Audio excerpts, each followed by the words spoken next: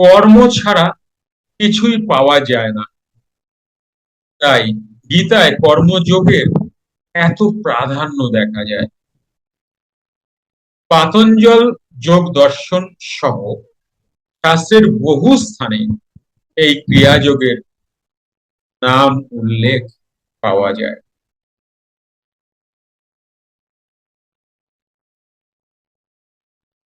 এখানে তোমরা দেখে নিও, পাতঞ্জল যোগ সূত্রে একটা সংস্কৃত শ্লোকও দেওয়া আছে।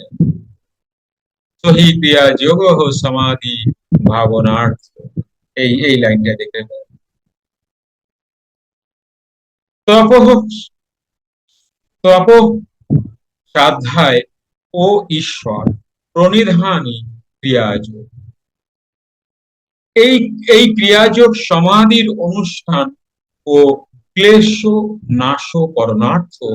এই রূপ ক্রিয়া দ্বারা সমাধির অনুষ্ঠান করিতে করিতে শরীরের ও মনের ক্লেশের লাঘব হয়।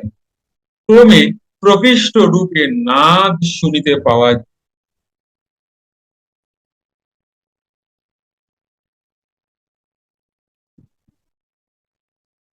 ক্রমে প্রকৃষ্ট রূপে নাদ শুনিতে পাওয়ায় মনে কোনরূপ কল্পনা হয় না। পরে সত্য পুরুষ লাভ হওয়ায় সূক্ষ্ম প্রজ্ঞা হয়। তাই যোগীরাজ বলিতেন, শরীরের কষ্ট হইলেই বুঝিবে সাধনা ঠিক হচ্ছে না। ইহাই সেই অমর যোগ, যাহা পুরাকালে সকল ঋষিগণ করিতেন। ভগবান শ্রীকৃষ্ণের জন্মের পূর্বেও ইহা ছিল। তোমাকে বলছি না এটা সত্য যুগের।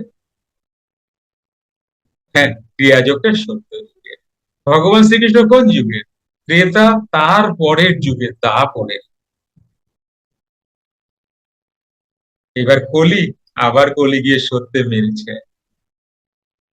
তাহলে এই যে তোমরা এত ক্রিয়ার কথা শুনতে পাচ্ছ, আগে তো গোপন ছিল, এখন কেন একটু স্প্রেড করছে, কেন এখন শুনতে পাচ্ছ? কারণ সত্য যুগ, সবাই ক্রিয়াবান হবে, সবাই যোগযুক্ত হবে। মন্দির এইটা। যুক্ত ক্রিয়াযোগ, সুষুম্না অন্তর্মুখী প্রাণায়াম, সম্ভাবী মহামুদ্রা, কপালভাতি শিখতে চাইছেন? প্রতি সপ্তাহে মঙ্গল, বুধ ও বৃহস্পতিবার রাত 8টা থেকে 9টা অবধি জুম অনলাইনে নিজের বাড়ি বসেই শিখতে পারবেন। যোগাযোগ জ্ঞানী গুরু কমিউনিটি, ফোন নাম্বার 9903680146।